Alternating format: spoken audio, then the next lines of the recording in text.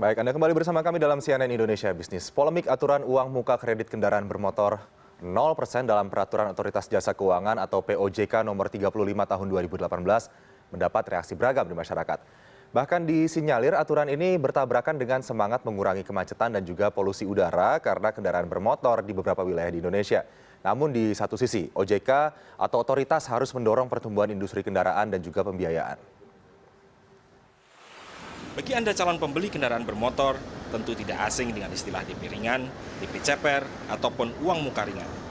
Nah, dalam Peraturan Otoritas Jasa Keuangan nomor 35 tahun 2018, perusahaan pembiayaan atau leasing dapat memberikan kredit kendaraan dengan uang muka 0%. Kita sebagai pelaku bisnis otomotif cukup senang dengan adanya kebijakan dengan bisa DP murah. Kalau saya mengatakan tidak DP 0, tapi DP murah. DP murah ataupun DP, ya kalau kebijakannya kan DP 0. Tetapi kan historinya sebelumnya kebijakan daripada pemerintah pun menyatakan bahwa DP otomotif minimal di 25% pertama kan. Akhirnya market agak sedikit tertekan ya karena perlakuan DP, karena memang masyarakat Indonesia ini terutama di customer Toyota itu tadi sudah saya katakan kami hampir 60% adalah pembelian kredit. Biusmal menjelaskan di awal tahun ini market agak tertahan karena proses pemilu. Menurut data Asosiasi Perusahaan Pembiayaan Indonesia, sampai Oktober 2018 pertumbuhan aset masih bagus di angka 9%. Demikian pula pertumbuhan piutang pembiayaan di angka 7%. Akan tetapi, di awal November lalu terjadi penurunan pertumbuhan aset dari 9% menjadi 7% atau di bawah target asosiasi di level 8 hingga 10%. Nah, kenapa agak sulit untuk tumbuh? Ada beberapa faktor di 2018. Pertama, penjualan mobil sendiri pun sudah cukup panjang dan cukup lama di kisaran 1,1 juta. Flat, tidak tumbuh. Kedua, itu mobil baru. Penjualan motor juga turun dari angka 7,8, 7,9 juta, bahkan mungkin lebih dari 8 juta seingat saya 2011, turun terus sampai level yang terendah di 2017 kemarin di kisaran 5,8 juta. Nah, 2018 itu sudah naik. Pemerintah dan OJK belum senang dengan pertumbuhan penyaluran kredit di 2018. Nah, pembiayaan IKNB khususnya yang hampir mirip bisnis model dengan perbankan adalah multifinance. Kita melihat multifinance ini sebenarnya dari kapasitas sumber dananya itu sebenarnya lebih baik daripada penyalurannya.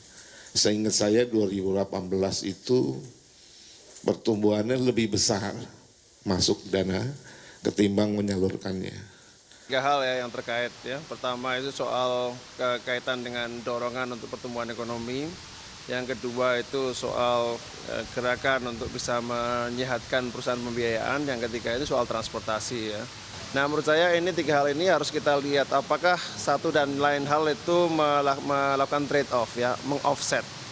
Ya, kita tahu bahwa insentif untuk pembiayaan kendaraan selalu men-trigger pertumbuhan yang lebih tinggi. POJK itu saya kira belum cukup bisa memberikan penjelasan kepada publik ya soal yang ketiga ini terutama. Danang menambahkan, proyeksi penjualan kendaraan bermotor tahun 2019 diperkirakan lebih dari 8%. Hal ini tentunya berimbas pada kenaikan konsumsi bahan bakar sekitar 9% serta pengurangan kecepatan di jalan raya 10%.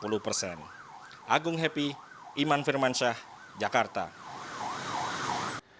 Otoritas Jasa Keuangan merilis aturan baru terkait pembelian kendaraan bermotor. DP 0% bagi Anda yang hendak mengkredit pembelian mobil atau motor, aturan ini mendapatkan reaksi yang beragam. Kalangan konsumen menyambut baik, namun dari segi bisnis, fakta bahwa angka rata-rata non-performing financing perusahaan leasing masih di kisaran 3% secara nasional, membuat aturan ini nampaknya sulit untuk diterapkan seluruh leasing begitu.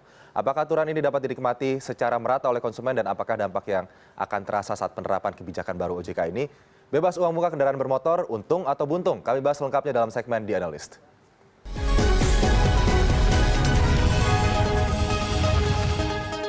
Nah, Dan telah bergabung bersama kami di Studio 2, Wiwi Kurniawan, Ketua Pengawas Asosiasi Perusahaan Pembiayaan Indonesia atau APPI. Selamat pagi, Pak Wiwi. Terima kasih sudah bergabung pagi ini.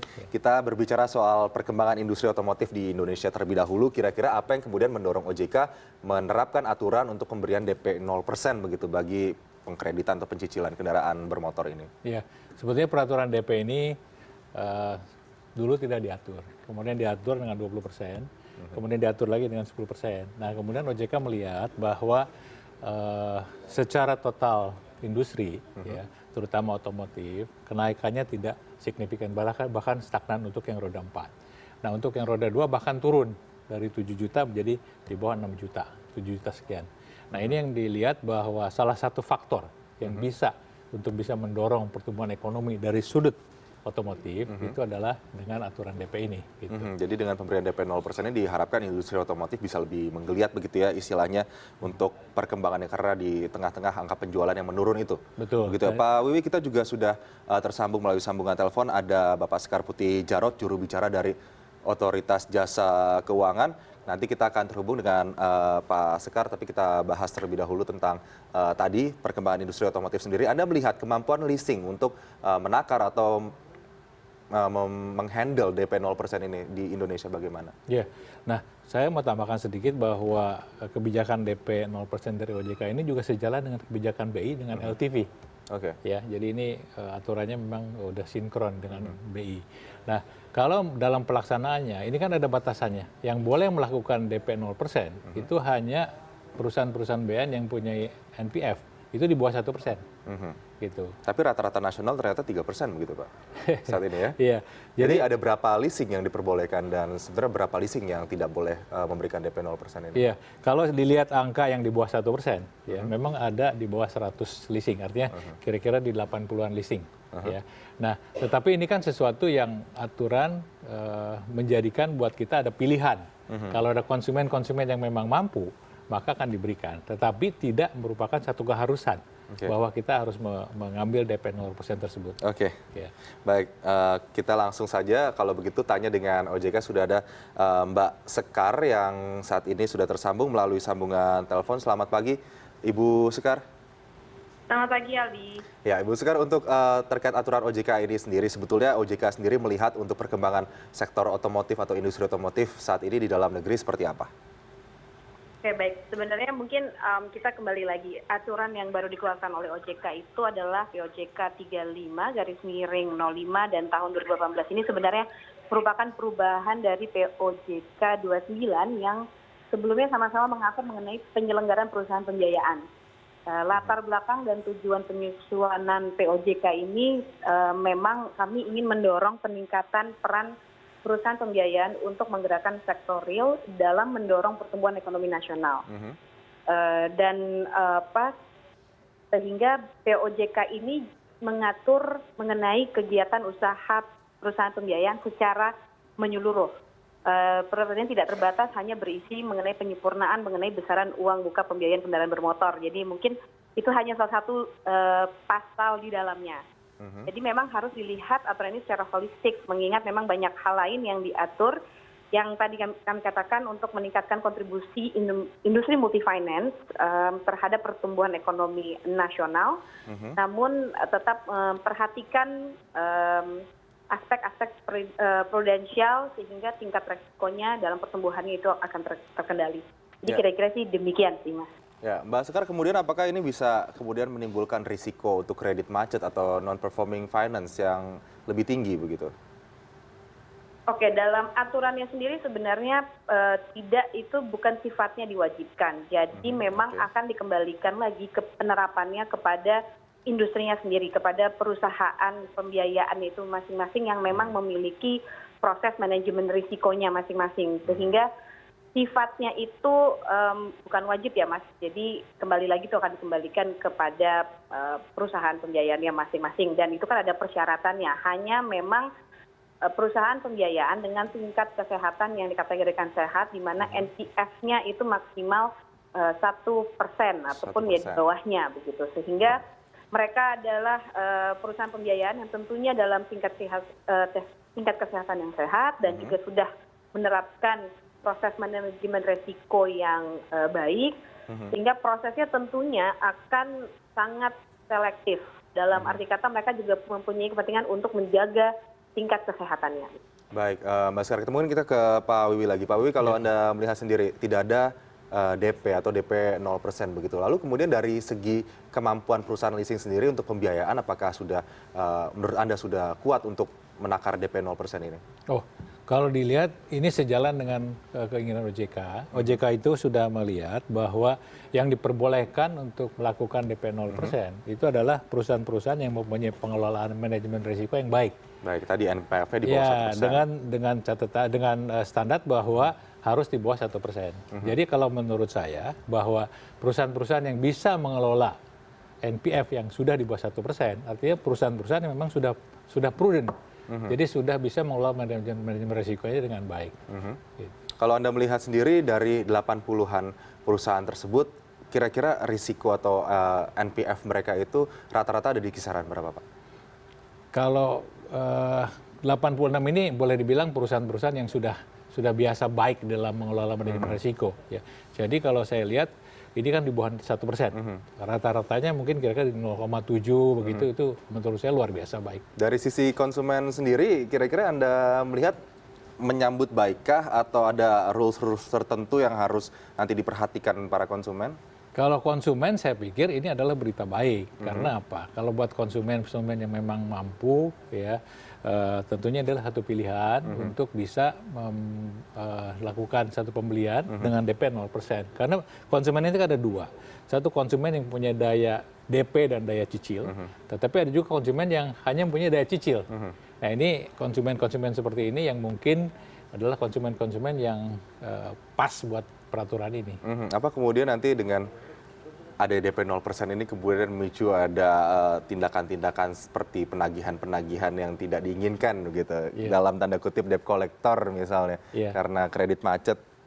Ya, kalau soal debt collector sendiri, kami sudah ada banyak aturan dengan OJK. Jadi OJK sudah sangat membatasi dengan aturan-aturan yang ada. Saya pikir itu baik. Ya, jadi kalau dilihat masalah ini adalah di lapangan itu secara aturan buat kami sudah punya SOP sendiri untuk tidak melakukan pelanggaran-pelanggaran yang sudah ditetapkan. Baik, bisa dilaporkan OJK juga. Ibu Sekar, apakah masih tersambung dengan kami? Baik. Ya, Mbak Sekar, kalau kita melihat sebelumnya ini aturan untuk pemberian kredit bagi kendaraan bermotor sempat di angka 10%, tapi kemudian tidak mencapai target begitu, lalu kemudian perusahaan leasing menaikkan 15%, kemudian juga akhirnya perusahaan leasing tersebut juga ada juga yang menerapkan sampai 20%, 30%. Apa yang kemudian membuat OJK optimistis jika dengan DP 0% ini kira-kira bisa menggenjot sektor otomotif juga dan juga bisa menggenjot kredit dari masyarakat begitu? Ya tentunya kita sekali lagi kita harus melihatnya itu secara holistik ya Mas ya. OJK 35-nya itu sendiri kan seperti saya katakan tidak hanya mengatur mengenai besaran uang muka pembiayaan kendaraan bermotor, tetapi secara keseluruhan memang kami ingin mendorong bisnis daripada perusahaan pembiayaan.